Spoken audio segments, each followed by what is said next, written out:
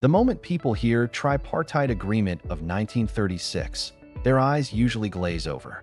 It sounds like one of those dusty diplomatic footnotes buried inside an old archive.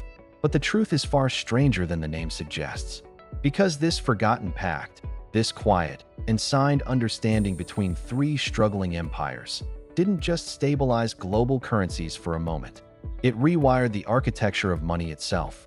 If you care about inflation, about the value of your savings, about why central banks act like the world's invisible referees, then this story matters more today than it ever did in 1936. And before we go any further, subscribe. What you're about to hear is part of a financial history nobody ever teaches, yet it shapes every paycheck, every loan, every crisis of the modern world. It begins in the ashes of the Great Depression, in a world collapsing under the weight of panic. In the early 1930s, nations weren't just fighting for survival, they were fighting each other through money. Currencies were weapons, devaluations were grenades, and global trade was the battlefield burning between them. The United States had already abandoned the gold standard. Britain had done it earlier. France, the last believer in hard money, was bleeding gold reserves faster than it could defend them. Every nation was slashing the value of its currency to boost exports, a brutal economic free-for-all economists later called beggar thy neighbor. It was a financial Hunger Games, and everyone was losing. Inside this chaos, trust, the real backbone of any monetary system, was evaporating. Investors hoarded gold. Banks froze lending. Governments fought inflation with deflation and deflation with inflation, never in sync, never in control. Something had to give. Something had to unify these collapsing monetary systems before the global economy ripped itself apart. And so, in the shadows of political paralysis and collapsing gold reserves, three old rivals, the United States, the United Kingdom, and France, quietly stepped into a room together. No cameras, no treaties, no signatures, just a whispered understanding. They would stop attacking each other's currencies. They would coordinate devaluations. They would share responsibility for stabilizing exchange rates. They would replace the cold rigidity of gold with a new kind of system, one built not on metal, but on political cooperation and mutual restraint. It was a currency ceasefire, a gentleman's truce, a secret pact to end the monetary war, and the world never looked the same again. Because for the first time in history, major powers weren't just reacting to financial chaos. They were managing the global monetary system together. The Tripartite Agreement became the prototype for every coordinated central bank intervention that followed. Plaza Accord, G7 currency agreements, swap lines, QE coordination, even the IMF's modern role. But at the time, nobody outside a handful of insiders understood what had just happened. Newspapers printed vague references. Markets reacted without knowing why. Even politicians didn't grasp the scale. What looked like a harmless agreement was actually the beginning of the end for the classical gold standard and the quiet birth of the modern fiat era. And like every turning point in monetary history, it came with a cost. Because once governments learned that currencies could be managed, adjusted, nudged, and manipulated into cooperation, they never stopped. And once central banks learned they could coordinate power in private rooms, they never gave that power back. The Tripartite Agreement wasn't just a pact. It was a doorway, a shift from the world of natural money to engineered money, from discipline to discretion, from gold to trust. And trust, as history always proves, is the most fragile currency of all. The real irony of 1936 is that the world didn't realize a revolution had just happened. No fireworks, no decrees etched into stone, just three nations quietly agreeing, behind closed doors, that they were done letting gold dictate their destiny. What made the moment so unnerving was its subtlety. It didn't look like a financial turning point. It looked like a polite diplomatic gesture. A signature here, a handshake there, and suddenly the entire architecture of global money began to shift. Because once the US, Britain, and France agreed to stop attacking each other's currencies, they weren't just avoiding another economic war. They were rewriting the rules of economic power itself. The markets felt it instantly, even if ordinary people didn't. Foreign exchange traders in London and New York suddenly noticed something strange. The wild volatility that had tortured them for years went quiet. Like a battlefield where the firing stops, the silence didn't feel peaceful. It felt anticipatory, suspicious, Underlying that calm was a message no one said out loud, but every central banker understood. We will protect each other, as long as it benefits us. It was the birth of a new kind of monetary diplomacy, one that didn't need treaties or institutions, only mutual self-interest.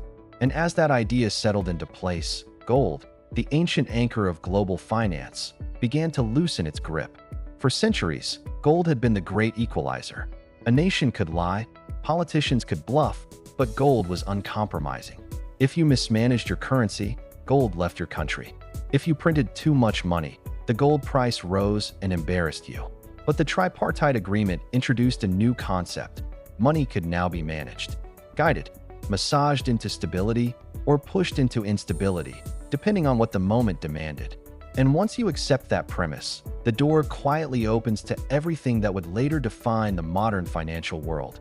Intervention, stimulus, currency swaps, QE, coordinated rate cuts, political pressure, data manipulation. This was the seed. It was planted in 1936, watered through World War II, and grew into the full ecosystem of managed currencies we live with today. But beneath the cooperation was something darker, a growing awareness that the U.S.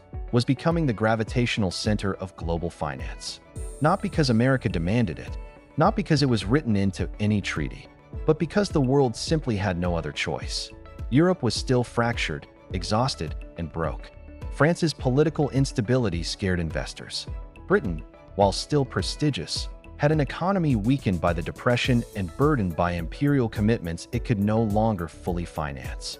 Only the U.S. had industrial strength, capital, and, most importantly, gold. Two-thirds of the world's gold reserves sat beneath American soil by the late 1930s. So when the tripartite agreement declared that currencies should be stabilized, what they really meant was, we will all quietly orbit around the dollar.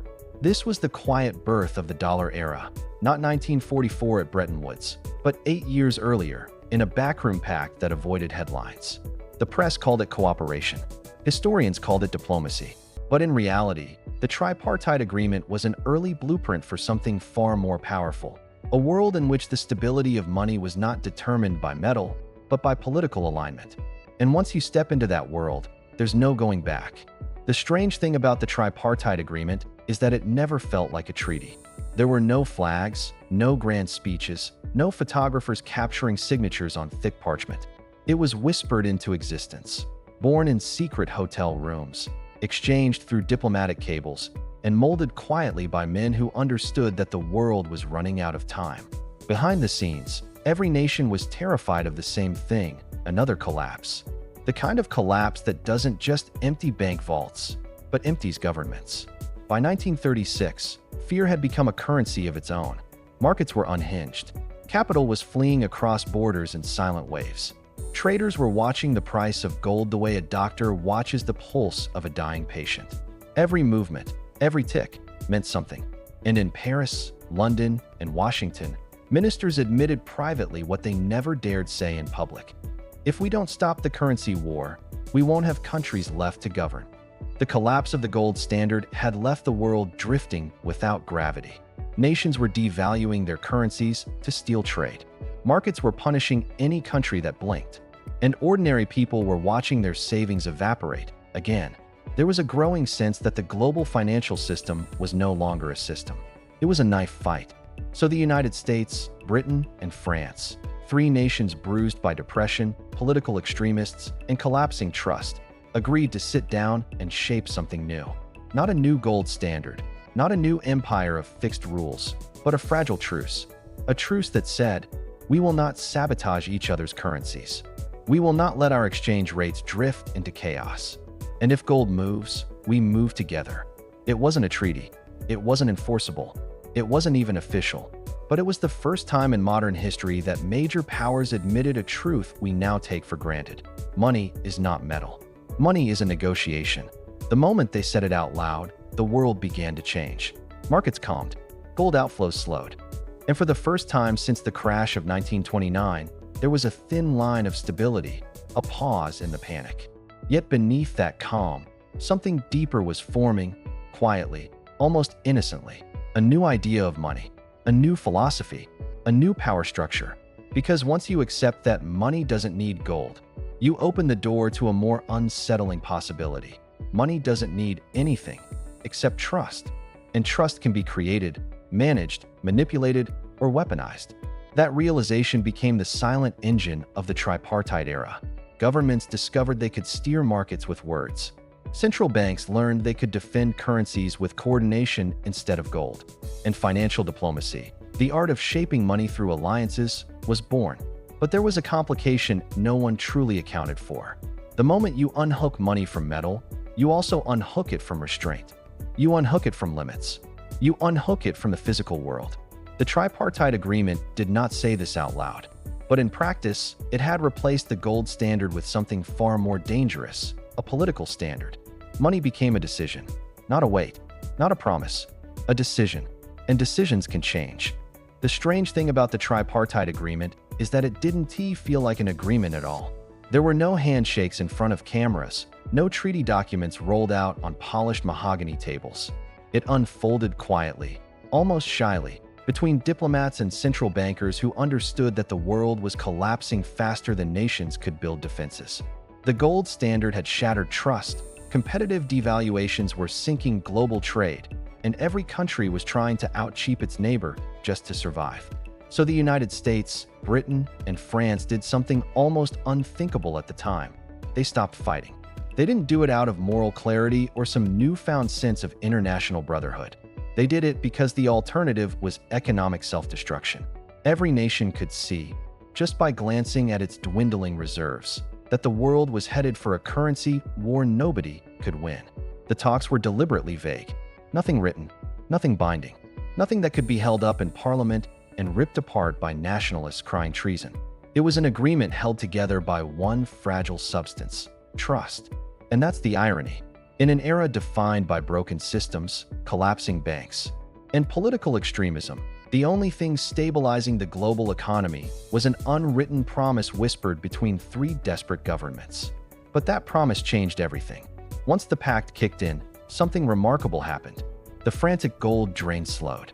Exchange rates settled like ripples calming on a violent lake.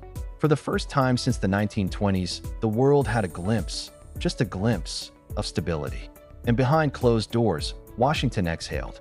Because the agreement did something else, something far more important. It quietly elevated the U.S. dollar above the pound and the franc. America's currency, once just another player in the gold convertibility game, was now positioned as the anchor of global trust. Not because it was backed by more gold, but because it was backed by more influence. The world didn't fully understand what was happening. Most historians still don't. But the financial elite did. The dollar was no longer just money. It was becoming a strategy.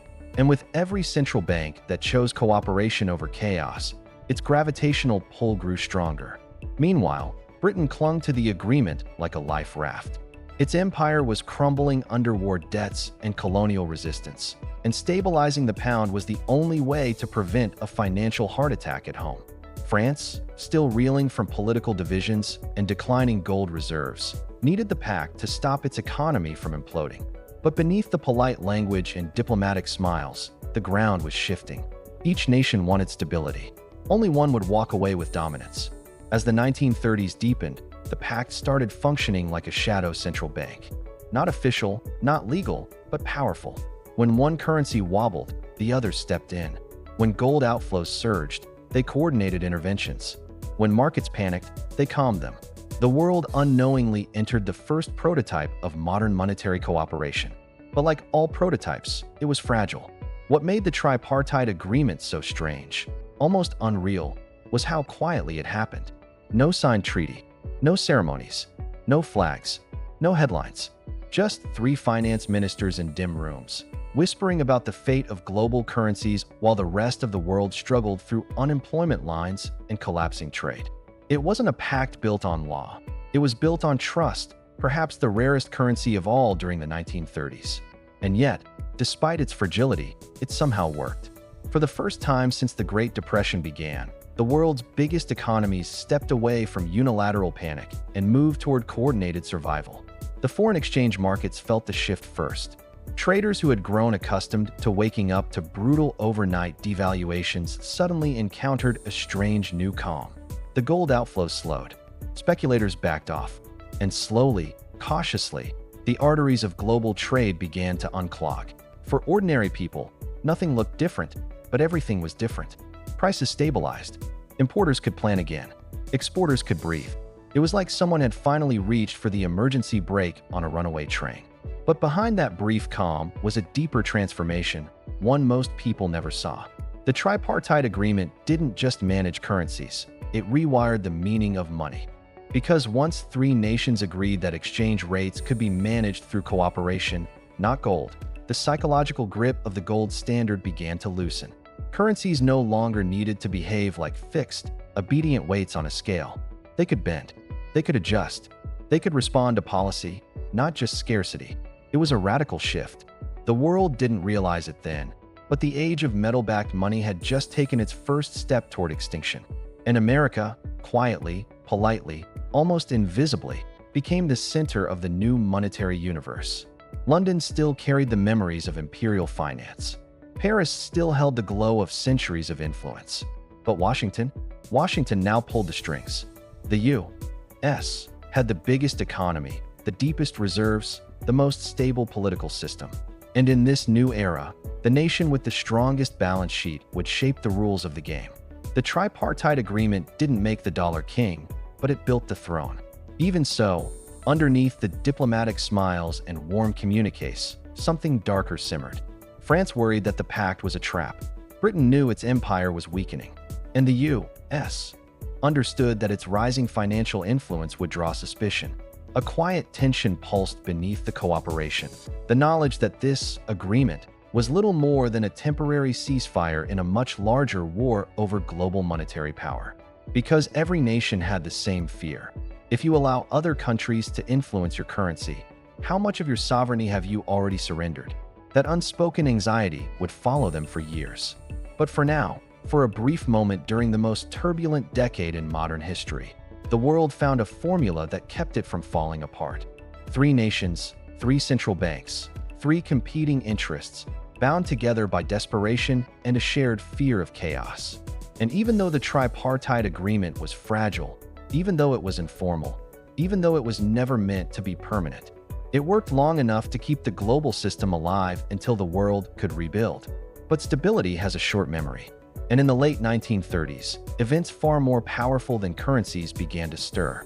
War clouds thickened, nationalism hardened, arms production soared, and the careful trust holding the tripartite agreement together began to crack under the weight of geopolitical reality. The system held until it didn't, and when it finally broke, it carried the entire pre-war monetary order with it. And then, almost silently, the pact began to unravel. Not with a declaration, not with a scandal, not with a public crisis, but with a steady, invisible drain of confidence that only central bankers could feel. By 1938, the gold shipments that Washington and London thought they had finally tamed began flowing again, this time in the opposite direction. Quietly, urgently, and with the unmistakable panic of a world preparing for something darker. European capitals were rearming. America was pretending not to see it. France was collapsing inward.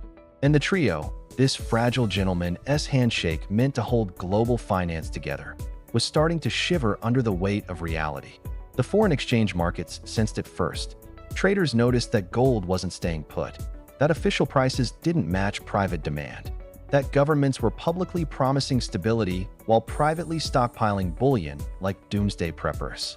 The very illusion the tripartite agreement needed, trust, was evaporating. Every country was smiling on the outside, but hedging its bets behind the curtain. And inside central banks, another truth was becoming impossible to ignore. A currency pact without honesty is just a stage play. And the audience had stopped believing the script. By 1939, France abandoned the agreement entirely.